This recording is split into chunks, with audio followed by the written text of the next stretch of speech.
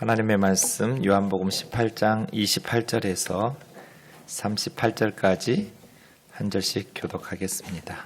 그들이 예수를 가야바에게서 관정으로 끌고 가니 새벽이라.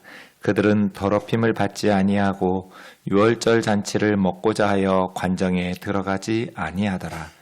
그러므로 빌라도가 밖으로 나가서 그들에게 말하되 너희가 무슨 일로 이 사람을 고발하느냐? 대답하여 이르되 이 사람이 행악자가 아니었더라면 우리가 당신에게 넘기지 아니하였겠나이다.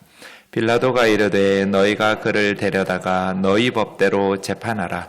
유대인들이 이르되 우리에게는 사람을 죽이는 권한이 없나이다 하니 이는 예수께서 자기가 어떠한 죽음으로 죽을 것을 가리켜 하신 말씀을 응하게 하려 함이로라. 이에 빌라도가 다시 관정에 들어가 예수를 불러 이르되 내가 유대인의 왕이냐?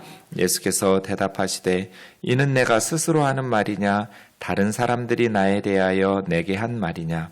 빌라도가 대답하되 내가 유대인이냐? 내 나라 사람과 대제사장들이 너를 내게 넘겼으니 내가 무엇을 하였느냐? 예수께서 대답하시되 내 나라는 이 세상에 속한 것이 아니니라. 만일 내 나라가 이 세상에 속한 것이었더라면 내 종들이 싸워 나로 유대인들에게 넘겨지지 않게 하였으리라. 이제 내 나라는 여기에 속한 것이 아니니라. 빌라도가 이르되 그러면 내가 왕이 아니냐? 예수께서 대답하시되 내 말과 같이 내가 왕이니라. 내가 이를 위하여 태어났으며 이를 위하여 세상에 왔나니 곧 진리에 대하여 증언하려 함이로라. 무릇 진리에 속한 자는 내 음성을 듣느니라 하신대. 같이요. 빌라도가 이르되 진리가 무엇이냐 하더라. 이 말을 하고 다시 유대인들에게 나가서 이르되 나는 그에게서 아무 죄도 찾지 못하였노라. 아멘. 자리에 앉으셔서 기도하겠습니다. 사랑하는 주님, 우리가 이 새벽에 아이들과 함께 주님 앞에 나온 것은 우리 신앙의 뿌리가 2000년 전 첫 금요일 고난주간의 십자가 사건에 있고 이 신앙의 계승이 우리 아이들에게 주님 오시는 그날까지 전수되어야 하기 때문입니다. 사랑하는 주님, 오늘도 십자가의 은혜로 저희를 인도하여 주옵소서. 예수님의 거룩하신 이름으로 기도하옵나이다. 아멘. 고난주간 셋째 날입니다. 겟세마네 동산에서 체포당하신 예수님은 전직 대제사장이었던 안나스의 집에서 예비 신문을 받았습니다. 그때 베드로는 3번 주님을 모른다고 부인했습니다. 그리고 현직 대제사장이 주관하는 사내들인 공의회에서, 사내들인 공회는 71명으로 구성된 당시 유대의 최고 의결기구입니다. 현직 대제사장이 의장이고요. 사내들인 공회에서 예수님이 신문을 받고 재판을 받았습니다.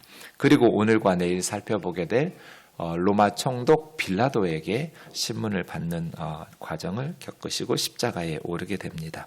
28절 보겠습니다. 그들이 가야바 대제사장에게서 관정, 이 프라이토리온이라고 하는 관청은 로마 총독이 거주하는 업무를 보는 관청이라고 생각하면 되겠습니다. 그런데 유대 종교 지도자들이 더럽힘을 받지 않고 유월절 잔치를 먹으려고 예수님만 관청으로 집어넣고 자기들은 그 관정에 들어가지 않았습니다. 유월절 명절 시기를 앞두고 있었기 때문에 이스라엘 사람들은 유월절에는 누룩을 먹지 않거든요. 그래서 누룩이 들어간 빵을 먹지 않기 위해서 유월절 3일 전까지는 집안에서 누룩을 다 제거해야 돼요. 만약 3일 안에 유월절이 얼마 남지 않았는데 누룩이 발견된 집은 그 해 유월절을 참여할 수 없어요. 그러니까 이스라엘 사람들은 이미 토요일이 유월절 시작이니까 금요일인 이 새벽에는 벌써 이스라엘 모든 집에서는 누룩이 다 제거된 상태예요. 그런데 로마 사람인 빌라도 총독의 관청에는 유월절을 지키지 않으니까 누룩이 많을 거잖아요. 그래서 이 유대 종교 지도자들이 로마인인 이방인인 빌라도의 관청에 들어가면 자신들이 누룩에 의해서 또 이방인들에 의해서 부정이 전염된다고 생각하는 거예요. 그렇게 되면 이 사람들은 유월절 잔치에 참여할 수가 없게 돼요. 그래서 유월절 직전이었기 때문에 빌라도 관청에는 예수님만 집어넣어놓고 자기들은 관청 밖에서 기다리고 빌라도를 밖으로 불러서 대화를 오간 것입니다. 죄 없는 예수님을 살인하는 것에 대해서는 양심의 가책도 느끼지 않고 일말의 망설임도 없으면서 유월절 잔치에 떡을 먹겠다고 율법을 지키겠다고 그 관청에 들어가지 않는 대제사장들과 유대 종교 지도자들의 모습이 좀 역겹다는 생각이 듭니다. 죄 없는 사람을 살인하는 것에 대해서는 양심의 가책도 없으면서 자신들이 거룩하게 유월절을 지켜 떡을 먹겠다고 하는 이러한 경건의 모습들을 우리는 어떻게 보아야 할까요? 빌라도가 밖에 나가서 묻습니다. 무슨 일로 이 꼭두 새벽부터 사람을 고발하느냐고. 30절에 유대 종교 지도자들은 이 예수가 행악자가 아니었다라면 당신에게 넘기지 않았을 거라고. 이 말 좀 웃기는 말입니다. 왜냐하면 형벌을 내려달라고 죄인을 데려왔으면 구체적으로 이 사람이 무슨 죄를 지어서 벌을 받아야 되는지를 말해야 되는데 행악자, 나쁜 사람이니까 벌 달라는 게 말이 돼요? 그도 그럴 것이 유대 종교 지도자들에게는 좀 난감한 문제가 있습니다. 로마 제국에는 국가를 반역한 죄를 범한 사람은 사형입니다. 그리고 간통죄를 지으면 추방령을 내립니다. 그러니까 예수님을 국가를 반역한 반역 행위를 했다면 구체적인 증거와 행동들, 백성들을 국가를 전복시키자고 선동하는 설교를 했다거나 아니면 군대를 모집해가지고 군사적인 행동을 취했다거나 이런 구체적인 물증과 증인들을 증거하면서 그래서 예수를 사형시켜야 됩니다 라고 주장을 해야 됩니다. 그런데 예수님은 그런 적이 없어요. 국가를 전복해야 되겠다고, 국가를 반역해야 한다고 선동하면서 설교하신 것이 아니라 그냥 구약의 하나님의 말씀들을 풀어가지고 말씀을 가르친, 국가를 반역한 군대를 모집하지 않고 오히려 우리가 이 세상에서 하나님의 나라 백성으로 살아야 됨을 가르친 것뿐이에요. 그러니 유대 종교 지도자들이 빌라도 총독에게 예수님은 고발하는데 무슨 죄를 가지고 국가 반역을 했다고 사형시켜달라고 말할 수가 없는 거예요. 그래서 그냥 행악자라고, 악한 짓을 한 사람이라고. 그래서 빌라도가 묻습니다. 너희끼리 가서 너희 법으로 재판하라고. 관여하고 싶은 마음이 없는 거예요. 그때 유대 종교 지도자들이 로마 제국이 우리에게 재판권과 자치권을 주지만 사형권까지는 주지 않았습니다. 왜냐하면 사형권까지 현지인들에게 줘버리면 로마에게 유리하게 행동하는 사람들까지 처형시킬 수 있잖아요. 그래서 사형권은 주지 않았습니다. 32절에서 요한은 이것은 예수님께서 어떠한 죽음으로 죽을 것을 가리켜 하신 말씀을 응하게 하려 함이라고 말합니다. 예컨대 요한복음 3장 14절 15절에 보면 광야에서 모세가 놋뱀을 들어서 이스라엘 백성들을 살린 것처럼 인자도 들려야 하리니 그를 믿는 자마다 영생을 얻게 하려 함이라. 이런 구절이죠. 민수기 21장에 보면 이스라엘 백성들이 광야에서 하나님께 불평하면서 죄를 지어요. 불뱀이 나타나서 사람들이 독이 퍼져서 죽어가고 있을 때 하나님 앞에 회개하고 부르짖죠. 그때 모세가 하나님 앞에 기도했을 때 그 불뱀의 모양으로 놋뱀을 만들어서 높이 들으라고. 그래서 모세가 놋뱀을 만들어서 장대에 달아서 높이 들고 그것을 바라보는 사람들마다 독이 빠져나가면서 낫는 기적과도 같은 하나님의 치유를 베푸신 적이 있어요.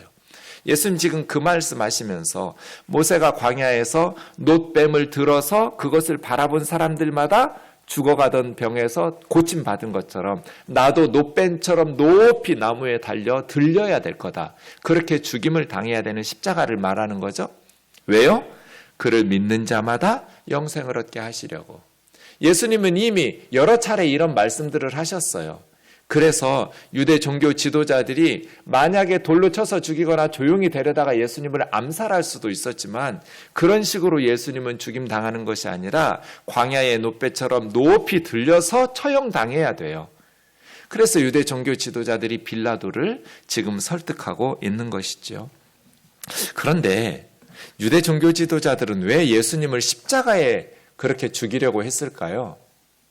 이런 사실들을, 예수님의 예언들을 몰랐을 텐데. 신명기 21장 22절 23절에 보면 하나님께서 구약 성경에 이런 말씀을 해놨어요. 누군가를 죽여서 나무에 높이 달거든 그 사람을 그날 안에 다 장례식을 치러라. 그 다음 날까지 놔두지를 말아라. 왜냐? 하나님이 주신 땅을 더럽힌다. 나무에 달린 자마다 저주를 받았다. 이 신명기 21장 23절에 나무에 달린 자마다 하나님께 저주를 받았다라는 말씀이 있기 때문이에요. 예수님을 그냥 자기들이 암살해버리면 구약시대에는 참 선지자들이 많이 순교를 당했거든요. 마치 그런 세례 요한이나 구약의 참 선지자들처럼 하나님의 거룩한 종을 자기들이 죽였다라고 비난을 받을까봐 예수님의 제자들이나 예수님의 추종자들이 그렇게 예수님 죽은 후에 많은 어려움을 자기들에게 공격을 해댈까봐 아예 그냥 싹을 자르기 위해서 신명기 21장 22절 23절에 있는 것처럼 예수님은 하나님의 저주를 받은 자다. 하나님의 저주를 받은 가장 확실한 증거가 십자가에 나무 위에 높이 들려서 처형당한 거다. 이렇게 말하려고 했기 때문이죠. 그런데 그들이 몰랐던 게 있어요. 갈라디아서 3장 13절에 사도 바울이 말한 것처럼 예수님이 저주 받았죠. 하나님의 저주를 받았는데 하나님의 저주를 받으신 이유가 우리를 위해서 저주를 받았다는 거예요. 나무에 달린 자마다 저주 아래 있는 자라고 말한 것은 예수님이 하나님의 저주를 받으신 게 분명한데 우리를 대신해서 저주를 받았다라는 거예요. 그 예수님이 우리를 대신해서 저주받은 하나님의 뜻과 계획, 우리를 구원하고 우리 죄를 대신해서 형벌 받으심으로써 우리를 구원하신다는 하나님의 계획을 성취했다는 하나님의 증거가 부활이에요. 예수님을 다시 살리심으로써 예수님의 말이 옳았다라는 것을 증거하는 사건, 부활 사건. 빌라도가 이제 33절에 보면 예수님에게 들어가서 묻습니다. 네가 유대인의 왕이냐? 네가 유대인들을 선동해서 로마 제국에 반역을 한 그러한 혁명가냐? 예수님 다시 묻습니다. 그건 네가 그렇게 생각해서 하는 말이냐? 아니면 다른 사람에게서 듣고 하는 말이냐? 너는 내가 국가 반역죄를 지은 사람이라고 생각하냐 아니냐라고 물은 거예요. 빌라도가 뭐라고 대답해요? 난 유대인 아니다. 너희 대제사장들과 너희 유대인들이 나에게 너를 고발해서 넘겼는데 네가 무엇을 하였느냐? 아직 나는 네가 국가 반역죄를 범하였다고 생각하는 것이 아니고 사람들이 고발해서 묻는 말이야. 무슨 일을 했느냐? 예수님의 대답이 뭡니까? 내 나라는 이 세상에 속한 것이 아니다. 우리나라는 이 지구 위에 있는 나라가 아니다. 미국이나 중국이나 한국이나 영국이나 그런 나라가 아니다. 내 나라는 하늘에 속한 나라다. 만약에 내 나라가 이 세상에 있는 나라였다면 내가 군사적인 행동을 취했겠지. 그리고 내 동들이 싸워서 나를 순순히 유대인들에게 넘기지 않았을 것이다. 내 나라는 여기에 이 세상에 있는 나라가 아니다. 이 세상에서 존재하다가 흥망성쇠를 반복하다가 사라지는 그러한 지상의 제국이 아니라는 거예요. 그럼 예수님은 뭐라는 거예요? 37절 빌라도 말처럼 그럼 네가 왕 아니냐? 이 세상에 속한 나라의 왕은 아니지만 너 왕이라는 이야기 아니냐? 예수님이 너의 말과 같이 내가 왕이다. 나는 왕이야. 그런데 이 세상에 있는 나라의 왕은 아니야. 하늘에 속한 나라, 하나님 나라를 다스리는 왕이다. 그 나라는 멸망하지도 않고 사라지지도 않는 영원한 나라. 내가 왕이기에 이를 위해서 태어났으며 이를 위해서 세상에 왔나니 진리에 대하여 증언하려고 왔다. 진리에 속한 자는 내 음성을 듣고 나를 믿을 것이다. 빌라도가 물어요. 진리가 무엇이냐고. 물었으면 좀 대답을 들어야 되는데 그냥 나가버려요. 그래서 유대인들에게 나는 예수에게서 아무 죄도 찾지 못했다. 예수님은 무죄다 라고 선언해요. 여러분 진리가 뭐예요? 사탄은 거짓말로 첫 번째 사람들부터 속였어요. 에덴 동산에서부터 선악과를 따먹으라고. 너희 절대로 죽지 않는다고. 하나님의 심판은 없다고. 천국과 지옥 이런 거 없다고. 사탄은 거짓말로 속이면서 너희가 하나님이 되라고. 하나님을 하나님의 자리에서 끌어내리고 하나님을 제거하고 너희 스스로 너희 인생의 주인이 되어 하나님처럼 살라고. 그래서 사람들이 사탄의 거짓말에 속아서 선악과를 따먹고 하나님을 부인하고 하나님을 멸시하고 제거하고 하나님을 믿지 않으면서 자기 스스로 살고 싶은 대로 살아요. 하나님의 심판은 없어. 네가 천국이 있는지 지옥이 있는지 어떻게 알아? 이것은 악을 행하면서 사는 사람들에게 복음이에요. 아무리 못된 짓을 해도 히틀러같이 수많은 사람들을 죽이고 푸틴처럼 전쟁에서 수많은 사람을 죽여도 나는 죽은 후에 심판을 받지 않을 거야. 이것처럼 좋은 소식이 어디 있겠어요? 그런데 사탄에게 속은 거예요. 하나님은 이 세상에서 인간들이 어떤 악한 짓을 해도 모른 척하고 외면하고 그냥 처벌을 내리지 않는 그런 하나님이 아니에요. 하나님은 그럴 생각이 없으세요. 하나님은 반드시 죄에 대해서 심판하시는 하나님이라고 말씀하세요.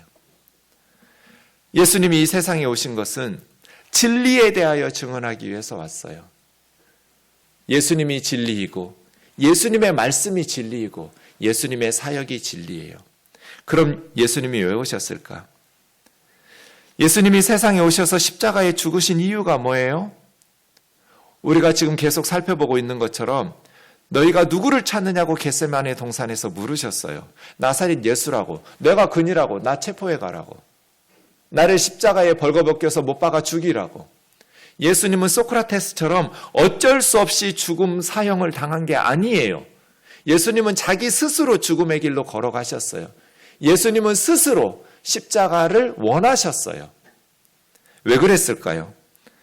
요한복음 14장에 보면 너희는 마음에 근심하지 마라. 하나님을 믿으니 또 나를 믿어라. 천국에 내 아버지 집에 거할 곳이 많이 있다. 집들이 많아요, 천국에.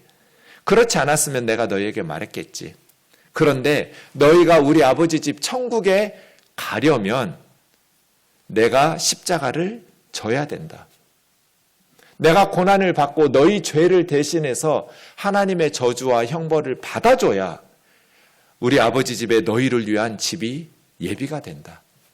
내가 십자가를 경험하지 않으면, 내가 너희 죄를 대신해서 십자가에 처형되지 않으면 천국에 너희 집이 생기지를 않아.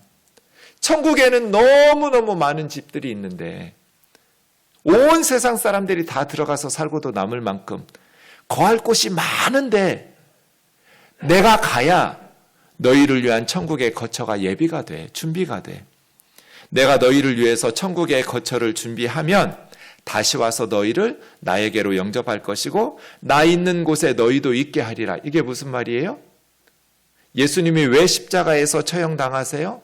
왜 스스로 너희가 누구를 찾느냐? 나사렛 예수다. 에고 에이미 내가 그니라. 나를 체포하라고. 나를 죽이라고. 왜 예수님이 이래요? 예수 믿는 사람들을, 진리에 속한 자들, 예수님의 음성을 듣고 예수님을 믿는 사람들을 하나님 아버지의 집으로 예수님과 함께 가서 있게 하려고. 우리 집 함께 가서 살자, 그 말이잖아요. 예수님이 세상에 오신 이유는 우리들을 데리고 천국에 가려고. 우리 함께 가서 살자, 우리 집에서. 우리에게 그 말씀 하시려고 오신 거예요. 예수님이 십자가에서 죽지 않으면 그 아름다운 천국에 우리와 함께 데리고 가서 사실 수가 없기 때문에 우리를 아버지의 집, 하나님의 집으로 데리고 가서 영원히 그곳에서 함께 살고 싶어서 예수님 세상에 오신 거예요. 내가 너희를 위하여 천국에 너희 머물 집 거처를 예비하러 간다. 그래서 나는 지금 너희와 잠깐 이별하고 십자가의 고난을 겪어내야 된다. 그것이 끝나면 나는 너희에게 다시 올 거야. 그래서 너희를 영접하면서 나 있는 천국에 너희와 함께 너희도 있게 하려고. 빌립보서 1장 21절에서 사도 바울은 말해요. 나에게 산다는 것은 그리스도입니다. 그리고 나에게 죽는다는 것은 얻는 것입니다. 유익한 것. 잃어버리고 망하는 것이 아니라 천국을 얻는 것입니다. 나는 둘 사이에 끼어 있습니다. 차라리 이 세상을 떠나서 천국에 가서 그리스도와 함께 있는 것이 이 세상에서 사는 것보다 훨씬 좋은 일이기 때문에 나 그렇게 하고 싶지만 내가 육신으로 남아서 이 세상에 사는 것이 교회와 성도들을 위해서는 더 도움이 될 것이기 때문에 내가 뭘 선택해야 될지 모르겠습니다. 우리가 예수님의 말씀을 따른다면 예수님이 우리에게 주고 싶은 예수님이 왕 되신 나라는 이 세상에 속한 나라가 아니에요. 이 세상에 있는 나라가 아니라 저 하늘에 있는 나라예요. 예수님은 그 나라의 왕이 되시려고 우리에게 오셨어요. 예수님은 그 나라로 우리를 인도하시려고 하나님의 나라로 우리를 데리고 가서 함께 사시고 싶었기 때문에 십자가를 지신 거예요. 그래서 바울처럼 우리는 이 세상에 살아있는 동안에는 지난주에 우리 집사님 신방을 했어요. 몸에 암이 생겼어요. 수술이 필요해요. 목사님, 나는 그냥 수술 받고 싶지 않아요. 나 그냥 주님 품으로 가고 싶은 마음이 있었어요. 그래서 제가 그랬어요. 집사님, 그건 집사님 혼자 좋겠다고 하는 거라고. 집사님 천국 가면 집사님은 좋죠. 그런데 남아있는 우리 너무 힘들어요. 가족과 교우들이 힘들어요. 그러니까 열심히 수술 받고 치료 받으셔야 돼요. 네. 둘 사이에 끼어 있어요, 우리는. 이 세상을 떠나서 천국에 가는 것, 그리스도와 함께 사는 것이 훨씬 좋은 일이에요. 그래서 죽는 것은 잃어버리는 게 아니라 유익한 거예요. To die is gain, 얻는 거예요. 그런데 육신으로 남아있는 이 삶이 우리 가족들이나 우리 교우들이나 이 땅의 사람들에게는 더 도움이 되기 때문에 둘 사이에 끼어 있다고 바울이 말하는 거예요. 사랑하는 자매 형제 여러분, 사랑하는 사람들은 함께 살아야죠. 잠깐 몇십 년 살다가 헤어지는 그런 세상을 하나님은 만드시지 않았어요. 천국에서 영원히 다시 함께 모여 살도록 하나님이 우리를 만드셨어요. 사랑하는 가족들, 헤어지는 것은 가슴 찢어지게 아픈 일이에요. 제가 솔직히 말씀드리면 제가 그런 고민한 적이 있어요. 오래전에. 교우들이 너무 좋은데 사랑하는 사람과 헤어지고 이별하면 너무 힘들고 아프잖아요. 그래서 적당히 사랑할까? 이런 고민을 한 적이 있어요. 내가 너무 죽을 것 같아서. 하나님 살려주세요 하면서 금식하고 철야하고 그렇게 마음에 품고 숨쉬듯이 기도하고 사랑했던 교우들이 먼저 이 세상을 떠나면 떠난 이후로 남겨진 목사와 가족들은 너무나 가슴 아프고 너무나 힘들더라고요. 내가 막 죽을 것 같아요. 그래서 적당히 거리를 둘까? 좀 적당히 사랑할까? 그런 고민을 했다는 거예요. 근데 그건 하나님이 원하시는 게 아니잖아요. 그러면서 받은 위로가 천국이에요. 그래, 이 세상에 있는 동안에 마음껏 사랑하자. 우리 가족들을, 우리 교우들을. 이별이 끝이 아니니까. 천국에서 다시 만나서 마음껏 사랑했던 사람들은 다시 모여서 예수님과 함께 살아갈 거니까. 사랑하는 자매 형제 여러분, 예수님이 왜 우리를 위해서 자신의 몸을 버리실까요? 우리를 천국으로 데려가시려고.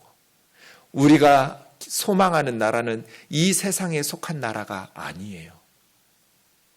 우리가 꿈꾸는 것은 이 세상에 속한 게 아니에요. 저 하늘에 있는 영원한 나라, 예수님이 왕 되신 하나님의 나라이죠. 어렸을 때 이런 땅 뺏기 놀이 이런 거 많이 하고 놀았던 것 같아요. 그림에 있는 것처럼. 자기 집을 계속 넓혀가죠. 친구들하고 땅 뺏기 놀이를 해요. 시간이 지나면 여기저기서 불러요. 아무개야 밥 먹어라.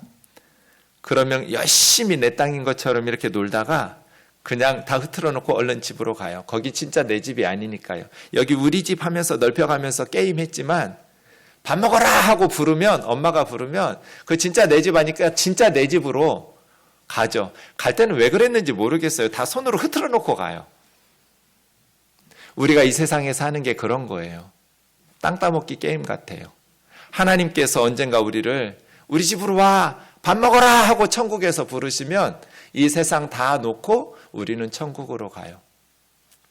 천상병 선생님의 시를 읽고 마치겠습니다. 귀천.